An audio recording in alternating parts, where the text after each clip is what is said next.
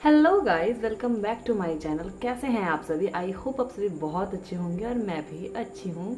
सो बहुत दिन हो गए थे और मैंने एक जैसा कि मैं आप लोगों के लिए back to back C section से रिलेटेड, प्रेगनेंसी से रिलेटेड और साथ ही में डिलीवरी से रिलेटेड चीज़ों को लेके आ रही हूँ। सो आज जो भी मेरे मन में डाउट्स हुआ करते थे वो हर डाउट्स को मैं आप लोगों के साथ क्लियर कर रही हूँ।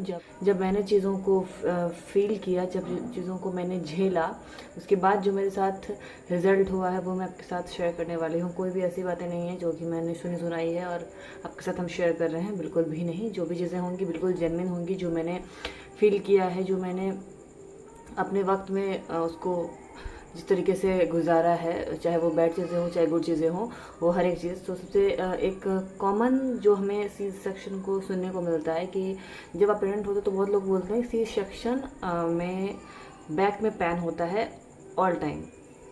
तो ये एक क्वेश्चन है और मुझे बहुत लोगों ने ऐसा भी बोला यार ऐसा कुछ नहीं होता है, सीज़र भी अच्छा है। और जब मेरा सी सेक्शन हो गया फिर बोलता है सी सेक्शन हो गया अब तो आपको होल लाइफ बैक में पेन रहेगा, होल लाइफ पूरी ज़िंदगी रहेगा। तो ऐसे बोल के अब तो भाई मैंने करा लिया, अब तो भाई मेरा सी सेक्शन हो गया, तो ऐसी बातें बोल के मुझे क्यों डरा रहे हो यार। मैं आपका डाउट क्लियर करूँगी, कोई भी डराने वाली बात नहीं शेयर करूँगी या फिर ऐसा कुछ नहीं कि आपको मैं झूठ बोलूँ या आपका दिल रखने वाली बात बोलूँ। तो जो मैंने फील किया है, आज मेरे सी सेक्शन को 3 मंथ कंप्लीट हो गए हैं। कल 15 अप्रैल है आज और आज मेरे 3 मंथ कंप्लीट हो चुके हैं। अब मैं आपके साथ बताती हूँ कि ये चीज़ें क्या सही है, क्या सी सेक्शन के बाद, नॉर्मल का मुझे नहीं पता, बट क्या सी सेक्शन के बाद बैक में पेन होता है।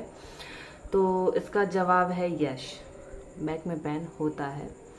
और किस हद तक होता है, कैसे होता है, मैं आपको वो बता देती हूँ। तो जो शुरू के टाइम में तो आपको पूरी बॉडी पेन होती है, बट जैसे जैसे समय बीतता है ना उसके बाद आपको आपके पीठ का पेन समझ में आएगा। क्योंकि ये लिटरली मेरे जो आपके जो स्पाइनल होते हैं ना पीठ की, सो उसके मेरे को मोस्टली राइट साइड या फिर लेफ्ट साइड कोई ना कोई साइड में पेन होता ही होता है। और वो बिल्कुल बैक पे पीछे नीचे की साइड होता है, कमर से थोड़ा ऊपर होता है। तो ये चीज़ सच है कि बैक में पेन होता है। अब कितने टाइम होता है मुझे ये बात नहीं पता है। बहुत लोग बोलते हैं एनेस्थीसिया की जो इंजेक्शन में लगती है स्पाइनल कॉर्ड में, उसकी वजह से वो पेन होता है। मुझे इस बात का अब तक नहीं पता है कि क्या ये उसी के वजह से पेन होता है।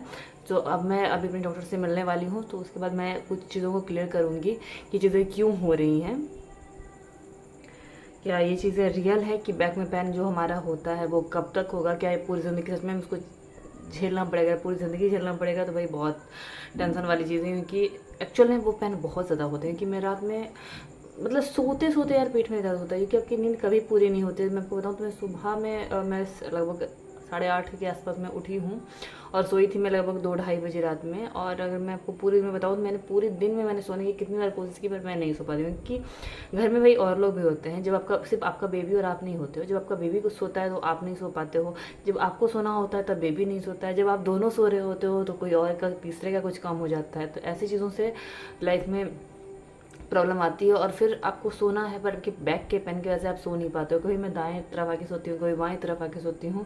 तो ये चीज़ मैं झेल रही हूँ एक्चुअल में और ये पेनफुल है।